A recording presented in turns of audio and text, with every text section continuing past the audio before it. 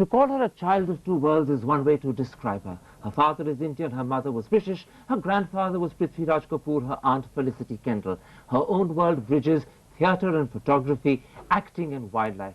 But that only makes it sound as if it's easy to describe her. In fact, it's difficult to understand her. So let's see if she'll reveal something of the mystery of her personality as I introduce you to Sanjana Kapoor. Welcome to the program, Sanjana. Thank you, Karan. Now, they say the most important thing about Sanjana Kapoor is her spirit and her smile. Oops. Yes. And they say the next most important thing is that laugh. Oh dear. Not sure I can do it on cue.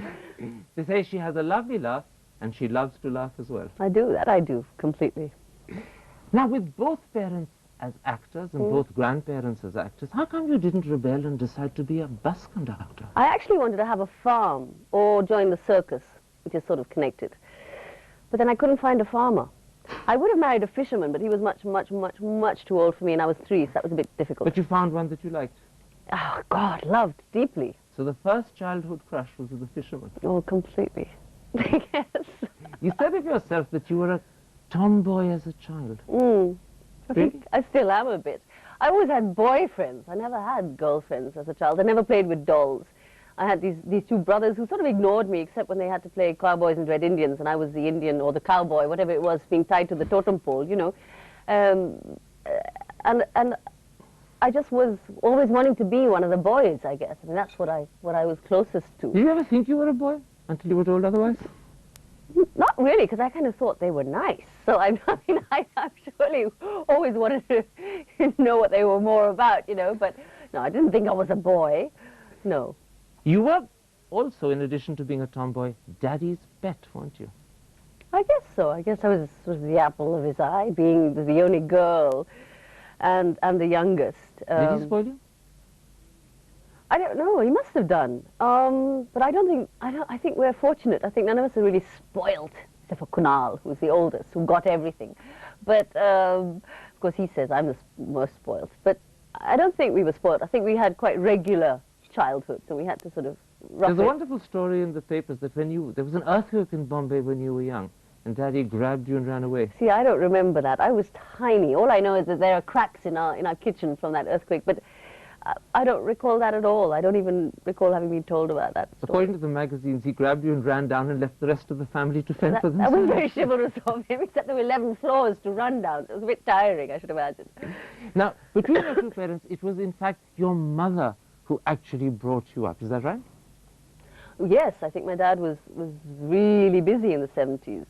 I was born in 1967, so he was just out all the time, except Sundays, which he made, it was, you know, part of his life. Sundays were with the family, breakfasts were with the family. So no matter what time he came home at night from shooting, working 20 hours a day, he'd be up at 7:30 having breakfast with us. Was it easy to share your father with the whole of the rest of his fan following? After all, in the 70s when you were 5 or 6, he was a matinee idol. I don't think there was ever a problem with sharing. My dad has a story of when I was 2 or 3, 3 must be, and I turned around at a traffic signal and said, "Papa, how does everybody know your name?" You know, that story. So I guess I found it strange. I'm not comfortable with crowds of adoring fans. It's not something that I ever wanted to be part of. I didn't aspire. Were you jealous that they adored your father? No, not at all. You didn't want him all for yourself? No. I was fine. I got So him on anyway, Sundays. while he was out winning fans and earning the family fortune, Mummy actually was bringing you up. Yes. I gather that when you asked for bedtime stories, it wasn't fairy tales you were told. No, it's hopeless. It's a really desperate situation because I work with children today and I don't know the regular stories that most kids know. You know, I mean, Red Riding Hood, I'm not sure I know that one. But I know almost all of Shakespeare's stories, and those are the stories that my mom would tell me. So over supper when you wouldn't eat and she would sing, she'd be telling you about Hamlet or Macbeth? Most probably, yes. But also stories, my grandparents were very, very close to me, my British grandparents, and stories of their travels and adventures, mostly through India, was what I grew up with. And I was so madly in love with that kind of life, and that's what I wanted to be part of. I wanted to grow up to be part of a traveling theatre company. So in fact, acting in the world of theatre was a sort of dream world that your mother created as she fed you your supper every evening? I guess so, yeah. She kept you off chocolates and comics. Why? We had this rule at home. There were 3 items that were banned. Not necessarily chocolates, but yeah, chocolates weren't at home in huge abundance, but cold drinks, filmy magazines and comics were banned. No filmy magazines in a Kapoor home? No, they were banned, absolutely banned. Not good for you, or not good for you to find out what they're writing about Daddy? Both. And have to try and believe it or not believe it. So these are the three things that were banned, and we would have nimbu pani all the time. It was great, or lassi. Which no doubt you loved. I loved. And lassi even more. And I never missed, even today, I don't really crave for cold drinks. And of course, Tintin and Asterix were the comics. Amachitra Katha we were allowed, but it was the other rubbishy comics that were banned from the house. Was Mummy tough? Was she a disciplinarian? I'm not sure if she was tough. I mean, was she tough? No. I mean, she was terrific. I think Kunal says that they were never allowed to bunk school, but I don't believe that, because I was allowed to bunk school all the time. She didn't mind. When I was in the 8th standard, I wanted to leave school. Isn't there a gorgeous story? He once bunked school because he wanted to go and do something, and came home and found that the house was being raided by the income tax. That's true. I was going to come home, change, and go off with a friend of mine to see a film. I was stuck. It was horrendous. It's absolutely terrible. Was that the end of bunking, or was that the end of income tax raids? I hope that was the end of income tax raids. Or that was, I bunked and went straight off to the cinema. I didn't care about my uniform. I wasn't going to come home. You mentioned your British grandparents, the Kendalls. In fact, you spent quite a lot of your childhood with them. What sort of life did you lead with them in England? Actually, London was a strange place for me. It was a place we went to every summer. There was huge excitement about getting there and being with my grandparents and being with my cousin and my aunt, and the food one would get to eat. And then my mother would take me out shopping. Oh, God, that was And you hellish. hated shopping? Oh, I hate, to date, I hate shopping. And I would be trudging up and down the King's Road or Oxford Street with these bags, and occasionally she'd leave me behind in a shop, and I of course, were given strict instructions to wait till Mum came back. And so hours later, she realized she had one bag less, and it was me. But, oh, no, that happened once. But I hated shopping, and so I would hate London. We lived in a block of flats that housed old people, and I never had any friends. And you didn't think you were an old person either? Well, I wasn't. I was 10. But it was really not so nice after a point. So a month, I don't know, 3 weeks or 2 weeks of a holiday. But you did lots of other magical things. They took you on a grand theatrical tour of Ireland when you were just 12. That was because I was actually going to miss school for some reason. My mum was going to, I don't know, she was in London for some work, so I was going to miss school in Bombay, and she convinced the school that I was, going to work. So I actually played Titania with my grandfather playing Bottom and Oberon. And that was lovely. We went to Ireland, and they was driving at 10 kilometers per hour in his little Citroen with the props and costumes at the back. That was beautiful. The other amazing thing that you did a lot of when you were a child were holidays in Goa with the family. Was your mother the moving spirit behind those? Yeah, my dad said that the other day. Apparently this was in 1970 when she got the first house. And it was before he peaked with his career. And things were really down and out, and they were not doing well. And apparently she pawned some of her jewelry, or sold some of her jewelry to rent the place. She just decided that this is what we have to do. And it's the greatest gift my parents gave us, I think. Were you very close to your mother? Yeah, sure. Sadly, she died when you were just 16. How did you cope with the loss? I don't know. It's like, how does anybody cope with a loss? It's one of those really tough questions. I think we all coped very privately. I think our family, all of us, dealt with it individually. We didn't sort of come into a group and cope with it together. I was also just getting into the world of boys and life outside of school. So I think there was enough of life to keep me occupied, and enough of the spirit of my mom in me, and enough of the foundation that she gave me to keep me going. And I have the strength of that even today. I know it. I know that a lot of what I have is from her. So, except for the fact that you would have wanted privacy and time, and yet you were a Kapoor, and the whole world, and Bollywood in particular, was just staring in, trying to find out. Did that make it difficult? Not really. I think that's what my mom taught us most of, and that's what my parents, the way they lived, was that even though we lived in a situation, and in Bombay where I never walked down the street with my dad ever, without being mobbed, the fact that we could still be private, and that was her Britishness. We were still private, and I think I can still be private in a mob of people. I think I can still manage that. Is that the quality that she's left you with, that you remember best of all? The need to be your own self and the need for privacy? Yeah, I'm sure. Yeah. Today, 18 years later, how do you remember her? Oh my God, that's a tough question. I don't know. There's too many things to That would just take, 5 hours of explaining. I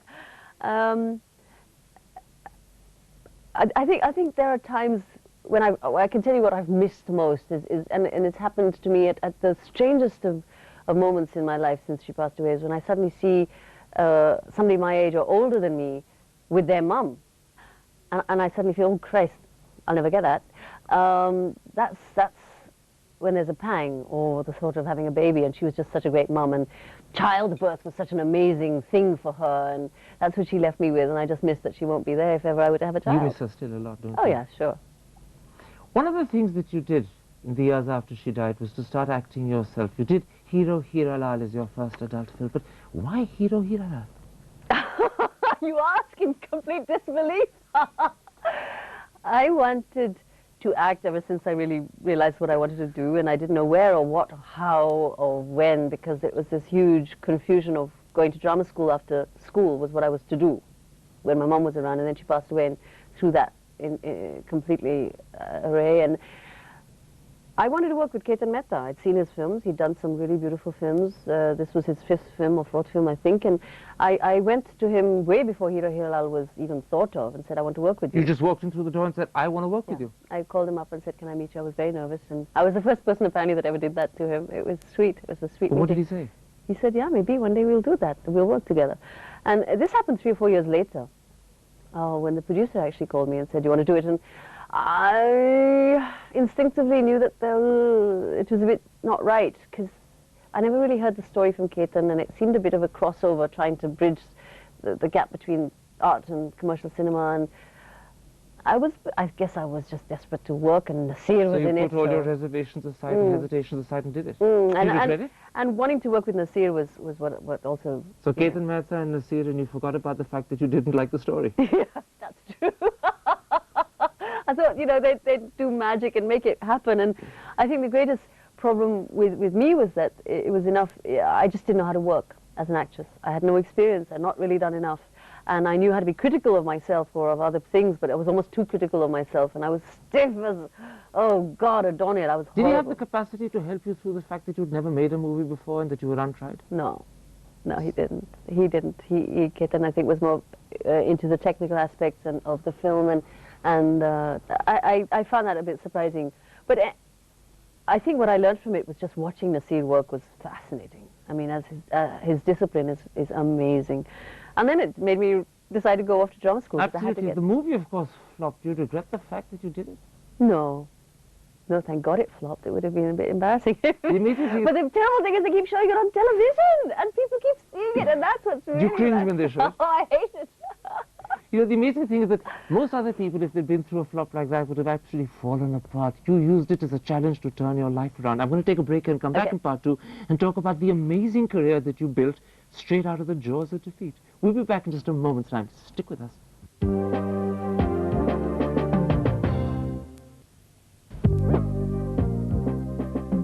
Welcome back. My guest is Sanjana Kapoor. Now, we were talking about Hero Hero Lal, but far from being a setback, that flop actually changed your life. You opted for theatre, went off to America, to New York to train. But why New York? Why did you skip London? I think it was instinctive more than anything else. I wanted to be in a completely neutral place where You didn't want to be known as Felicity's niece. That's true. So, and also the fact that I didn't want to do a 3-year course. I didn't want to join full-scale drama school. And I wanted to do a short-term course, and this school... Were you impatient? I don't think I was impatient. I think I was just being realistic. I knew what my capacity was to go back to school. And the Herbert Berghoff studio was wonderful because it was a workshop-based center where you joined per semester, so you could do 6 months or 3 months or 4 months, whatever you wanted.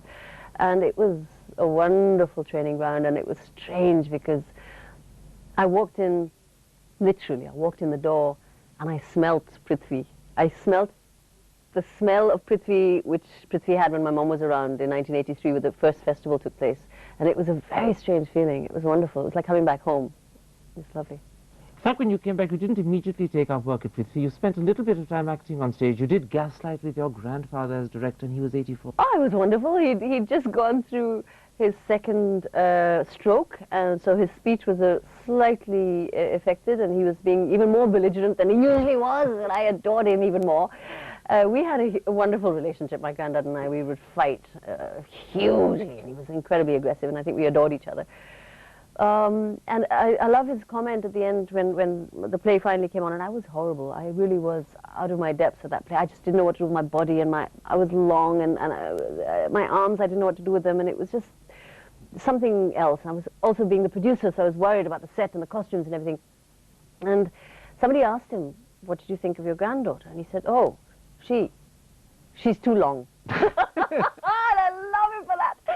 Such a sod.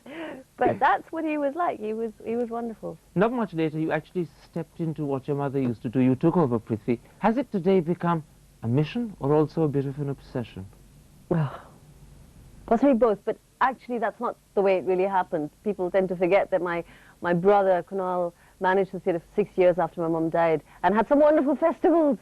He had some really exciting festivals, and I joined him and Firoz Khan, who was managing at that time, with a 5-point plan, saying these are the few things I want to deal with if you're open to it, and I'll find the money for them myself, and I did, and they all happened gradually, and so the takeover happened really slowly and But takeover it was, wasn't it? Yeah, it was more like a give-over. I didn't want it, you know, it was this baby that I was terrified of, I was passionate about, but it's just such a huge responsibility, and I didn't want to take it on my shoulders on my own, and it just sort of slowly came onto me, and, well, I love it, so it's there, but I wish it would grow up and leave home, you know. You getting a little tired of it? Oh, yeah. It's been 11 years now, and it's... You're looking for an adoption agency. An adoption, that's exactly right. But possibly several, so they can take on the various angles of it. A lot of your time is spent actually raising funds to keep you going. How much of a struggle is that? I mean, it's something that I think one has learnt about hugely. I used to be a complete idiot. I used to wear, you know, most horrendously raggedy clothes and go into corporate offices and say, well, I don't really know why you should give me money because I'm not going to let you do this, and you can't put your poster there, and you can't do this, and you can't do that, and I still need your money. And they would look at me like I was crazy. But I think I've learnt now how to be a little more presentable. So you go in a demure sari with a bindi? Oh, yeah, of course. Absolutely. And be loud and obnoxious and do exactly the same thing. But you get the money because you put on some incredible theatrical festivals. Yeah, well, I think I've learned a little bit about how to manage things better, except that people now tend to believe that Prithvi is sitting on a pot of gold, and we're not. We have absolutely no corpus. If tomorrow something were to happen, God forbid, to the building, we have nothing, no money. But the amazing thing is, just as you've learned to handle it and run it and work the trick of raising money for it, you're also becoming a little tired of it. I think the theatre is 22 years old, and I think the biggest problem today is that after 22 years, we have definitely done what the theatre was aimed to do, was to establish Hindi theatre and to give Hindi theatre in Bombay a home, which it has done, and to bring the best of theatre from across India and the world to Bombay. We've managed that. We've built an audience base, but we still can't compare to international standards in terms of quality, and that's frustrating. And so there's a long way to go. There's huge amounts of work to do before one reaches that level. Is that why you're giving it up? Because you think it's just too much to do? I'm not giving it up. You sounded as if you wanted to get it adopted a moment ago. I'm not giving it up. I would love to hand it over to other energies from other people to help catalyze the process. But you'll keep your finger in the pie to the end. Yeah, that's for sure. You described yourself several times as a frustrated actress. Why don't you do more acting? Oh, because I can't. You can't possibly. I mean, No time, or you don't get the roles you want? A bit of both, but I mean, for instance, Chitra, which was the last play I did, we performed last year in January, and even recently I was talking about reviving it again, and I'd love to, passionately, especially since I just came back from Manipur, and that's where she's from. Oh, I'd love to take it there, but I would ideally like to rehearse for 2 months, and that's not possible in the city of Bombay, to rehearse the way I want to rehearse, because I'm completely Do you think you're being selfish. too finicky, that you're demanding more time than you have to give to the play, and therefore you're not doing it for that reason? You think I'm creating my own obstacles? Possibly. I don't think so. I don't think so. I hope. I'm sort of giving myself targets, and I'm saying, okay, the next 3 years, this is what I'm going to do, and then I'm going to do. And I want to be able to concentrate on acting, and I'm sure I can even live off it. Because you say you don't have enough time to do the sort of acting you want to do, and yet you made time for television. You were a great anchor on the Amul India show. You know how much time I made? I made 4 hours a week. That's all? Yeah. And lots of money, so it was really nice. Was it the money that attracted you to Oh, television? yes, sure. When I did the job, I was not supposed to say so. Because the people who employed me said I shouldn't be so, I don't know, honest. But now that they've paid you, you can say so. And I didn't see the problem with it. It was a wonderful job. It was a show that I respected, and I was being paid well enough. They should have paid me some more. You did a great job, but did you enjoy it? I did, I think, in spurts and spouts. I mean, there were parts of it that made me hellishly miserable, like the interviews. I was terrified of doing what you're doing. But it was such a comfortable job. But you clearly didn't enjoy it enough to want to continue doing it, because you've now virtually stopped television. I think, you know, it happened. I wasn't out there looking for work. The Amul India show came to me. I auditioned for it. I got the job. It just so happened that it lasted for 3 years, and that was really lucky. When they were going to change it to being Hinglish, which I think is just a horrendous idea, I backed out. And there was no question of continuing. And I just haven't been offered another job, which is One of the things that has now begun happening in your life is that you've taken to photography. What's taken you behind the camera?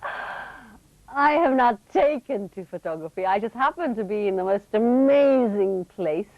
With a camera in your hand? With a camera in my hand. It was just there, you know, the skies worked and the animals came into focus. And You're talking about the Masai Mara in Kenya? No, I'm talking about the Masai Mara in Your 20 days. joint book on it was published in March. Yeah. How did you get there? Well, Valmik and I decided to go on a holiday, and we went for 10 days to the Masai Mara, and we didn't know we were going to do a book. In fact, I didn't want to do a book at all. I just thought, this is ridiculous. I come from a family of photographers. My brother's a professional photographer. My sister-in-law, Sheena, is a photographer. And there's no way I can do a book. It's absurd. And yet you did. Well, yes. And the introduction is most of the diary that you kept. Well, that's what I'm cross about. Valmik is the writer, and he's the one who's supposed to have written more of it, but he used my diary, which makes me cross. But the photographs I'm happy with, and the book is beautiful. It's called The Bridge of God. And you know, you say that things just happened to you. Marriage happened in the late 80s, and then you happened out of it.